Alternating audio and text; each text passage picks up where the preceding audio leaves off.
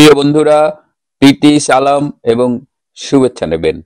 August মাসটা আমাদের জন্য একদিকে যেমন শোকের, তেমনি আরেকদিকে ভীষণ ব্যস্ততার মধ্যে কাটছে। বিশেষ করে আমরা যারা দেশের বাইরে থাকি, তারা সাধারণত উইকেন্ডস গুলোতে সাপ্তাহিক ছুটির দিন শনিবার এবং রবিবারে রাজনৈতিক সামাজিক অনুষ্ঠানগুলো করে থাকি, এবং এবছর প্রতি সপ্তাহে আমাদের এই জাতীয় শোক দিবস উপলক্ষে কোনো না কোনো প্রোগ্রাম আছেই।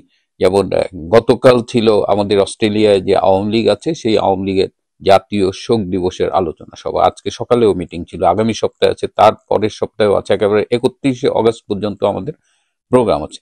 গতকাল আমাদের যে আওয়ামী লীগের প্রোগ্রাম ছিল, সেই প্রোগ্রামে প্রধান অতিথি ছিলেন বঙ্গবন্ধু কন্যা এবং আওয়ামী লীগের সভানেত্রী শেখ হাসিনা।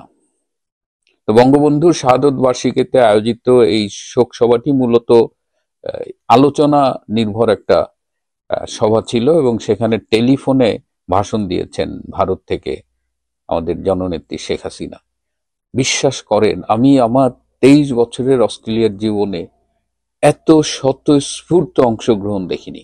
আমাদের যে লাইব্রেরি হলটা ছিল, যে অডিটোরিয়ামটা ছিল, সেই অডিটোরিয়ামের যে সিটিং ক্যাপাসিটি, সেটা উপচায় মানুষ পুরা হল রুম দাঁড়িয়ে ছিল একদম, মানে বসার পরেও মানে এত লোক। এবং যে স্লোগান গতকাল ধ্বনিত হয়েছে, যে স্লোগান উচ্চারিত হয়েছে, এইরকম স্লোগান আমার কাছে মনে হচ্ছিল যে আমি বোধহয় বাংলাদেশের ঢাকায় বা কোনো একটা শহরে বসে আছি। মানুষের ভেতরে এক ধরনের স্বতঃস্ফূর্ততা লক্ষ্য করা গেছে এবার এই জাতীয় শোক দিবসকে কেন্দ্র করে। এবং এই যে 15ই আগস্ট, এটা পালনে সরকারের তরফ থেকে নানানভাবে বাধা দেওয়ার চেষ্টা করা হয়েছে। সরকারের যেসব দালাল আছে, সামাজিক যোগাযোগ মাধ্যমে সরকারের পক্ষে দালালি করে, তারাও এবার নানা রকমের হুমকি দিয়েছিল। কিন্তু মানুষের স্বতঃস্ফূর্ত ভালোবাসা তো আটকানো যায় না, শ্রদ্ধা তো আটকানো যায় না। এবার ফেসবুকে 23 মিলিয়ন পোস্ট হয়েছে বঙ্গবন্ধুকে নিয়ে। 23 মিলিয়ন, তার মানে 2,30,00,000। এখন কিন্তু আওয়ামী লীগ ক্ষমতায় নেই, এখন কিন্তু তেলের ডিব্বা নিয়ে ওই হাইব্রিডটা ঘুরে বেড়ায় না।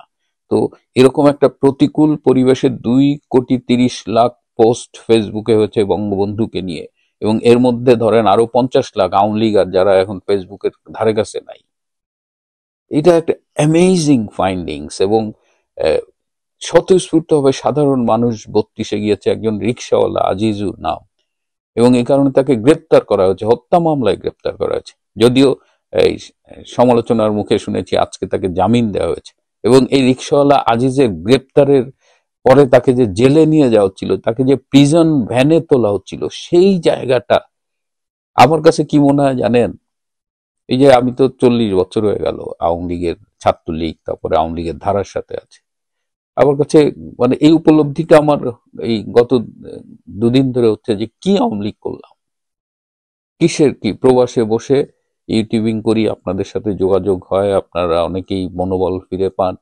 কিন্তু এই যে আজিজুর, বা ওই যে একজন শ্রদ্ধেয় নারী সালমা হক, সেই গাড়িতে গিয়েছিলেন, হাতে ছোট্ট ফুল, তিনি ফুলটা দিতে পারেনি।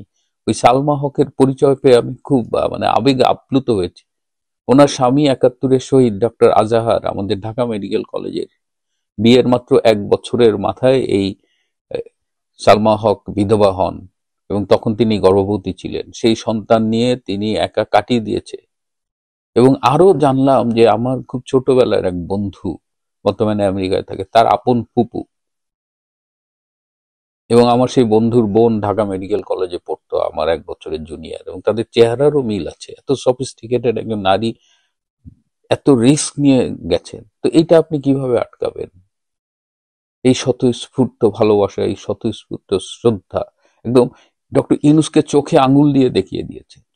ডক্টর ইউনূসের যেসব তালেবর আছে, চোখে আঙুল দিয়ে দেখিয়ে দিয়েছে Bangabandhu is different to Bangladesh. You can't separate him from us. এবং এই ঘটনায় আওয়ামী লীগেরও শিক্ষা নেওয়ার আছে। বঙ্গবন্ধু আনুষ্ঠানিকতা, সর্বস্ব কিংবা স্বার্থ আদায়ের জন্য ব্যবহৃত কোনো রাজনৈতিক পণ্য নয়। বঙ্গবন্ধু সার্বজনীন সবার, এবং এই প্রতিকূল পরিবেশে বাংলার মানুষ প্রমাণ করে দিয়েছি বঙ্গবন্ধু আমাদের। যাই হোক, তো এই ব্যস্ততার মধ্যে শোক, কষ্ট, বেদনা, আবার ভালো লাগাও আছে। শোককে শক্তিতে রূপান্তরিত করে, এবং শেখ হাসিনার বক্তৃতায় কালকে সেই সভাগারে উপস্থিত সবাই যে কিভাবে অনুপ্রাণিত হয়েছে, আমি তো বললাম যে আমি আমি কল্পনাও করতে পারিনি। তো শেখ হাসিনার নেতৃত্বে এই বাংলাদেশে আবার আবার আবার একটা পরিবর্তন সাধিত হবে, সেটি নিয়ে পরে কথা বলবো। আজকে যেটি নিয়ে কথা বলছি, যে 15 ফেব্রুয়ারি বললেই 15 ফেব্রুয়ারি নির্বাচন চলে আসে, সেই 1996 সালের 15 ফেব্রুয়ারি, ইতিহাসের অন্যতম কলঙ্কিত নির্বাচন যেটা করেছিল খালেদা তারেকরা। এই আগামী বছরের ফেব্রুয়ারির মধ্যে, রমজানের আগে একটা নির্বাচনের আওয়াজ দিয়েছিলেন ডক্টর ইউনূস। এই আওয়াজটা তিনি দিয়েছিলেন বেসিক্যালি লন্ডনে তারেক রহমানের সাথে মিটিং করার পরে। কিন্তু এই আওয়াজটা যে আসলে একটা মূলা ছিল, বিএনপিকে রাজপথ থেকে সরায় ঠান্ডা রাখায়, ক্ষমতার লোভ দেখানোর জন্য যে করা হয়েছিল, এটা আমরা তখন বলেছিলাম। কিন্তু আমরা যা বলি তখন আপনারা সেটা বিশ্বাস করেন না। কিন্তু কাঙালের কথা বাসি হলে বারবার যে ফলে, সেটা প্রমাণিত হচ্ছে। এখন জামাত এবং এনসিপি বলতেছে তারা নির্বাচন করবে না। কেন করবে না? তারা বিচার এবং সংস্কার সম্পূর্ণ না করে নির্বাচনে যাবে না। আবার বলতেছে তারা পিআর পদ্ধতিতে নির্বাচন চায়, মানে আনুপাতিক ভোট, যে পরিমাণ ভোট পাবে সেই অনুযায়ী, প্রপোর্শন অনুযায়ী তাদের সিট দিতে হবে। যদি 10% ভোট পায়, তাহলে 300 আসনে 10% তাদের দিতে হবে। এরকম একটা, এটা না হলে তারা ইলেকশনে যাবে না। আচ্ছা, জামাত এবং এনসিপি যদি ইলেকশনে না যায়, তাহলে বিএনপি কার সাথে ইলেকশন করবে? স্বভাবতই ইলেকশন কিন্তু রিস্কে পড়ে যাবে। আমরা ধরে নিচ্ছি যে ফেব্রুয়ারিতে নির্বাচন হবে, এবং সেক্ষেত্রে বিএনপি খুচরা কিছু পার্টি নিয়ে ইলেকশন করবে। সেই ইলেকশন গ্রহণযোগ্যতা পাবে। সেই ইলেকশন করে বিএনপি বড় মুখে বলতে পারবে তারা আওয়ামী লীগকে ক্রিটিসাইজ করলো। আওয়ামী লীগের নির্বাচনে তারা নিজেরা অংশগ্রহণ করেনি, নানান রকমের ষড়যন্ত্র করেছে। আবার পরে আওয়ামী লীগকেই মানে আসামির কাঠগড়ায় দাঁড় করিয়ে বলছে যে আওয়ামী লীগ নির্বাচনী ব্যবস্থা বিতর্কিত করেছে। তো যখন ফেব্রুয়ারিতে আপনি আওয়ামী লীগকে নির্বাচন করতে দেবেন না, জামাত এনসিপি নিজেরা আসবে না, তখন সেই নির্বাচনের কিসের কি? সেই নির্বাচন তো এই পয়েন্টেই হবে না।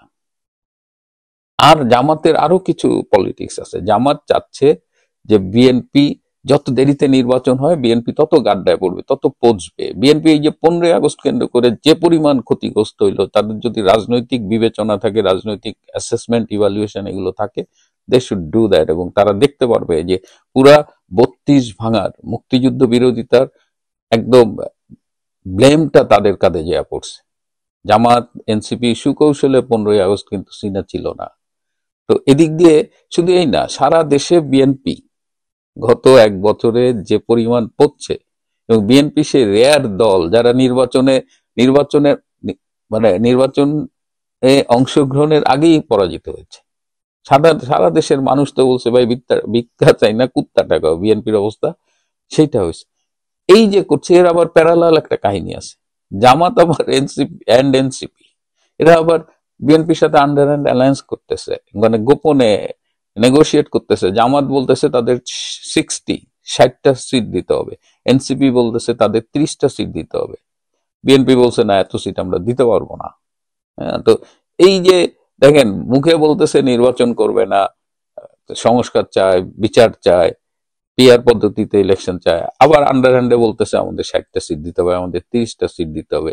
তো এই যে ভণ্ডামির রাজনীতি চলতেছে বর্তমানে বাংলাদেশে, সেটা আমরা এই ফেব্রুয়ারি নির্বাচনকে কেন্দ্র করে দেখতে পাচ্ছি। সো এই অবস্থায়, এবং ডক্টর ইউনূসের যে কনফ্লিক্টিং স্টেটমেন্ট, এরকম অবস্থায় আমরা কেমনে নির্বাচন করি, আবার বলে পৃথিবী মানে বাংলাদেশের বেস্ট ইলেকশনটা করবে।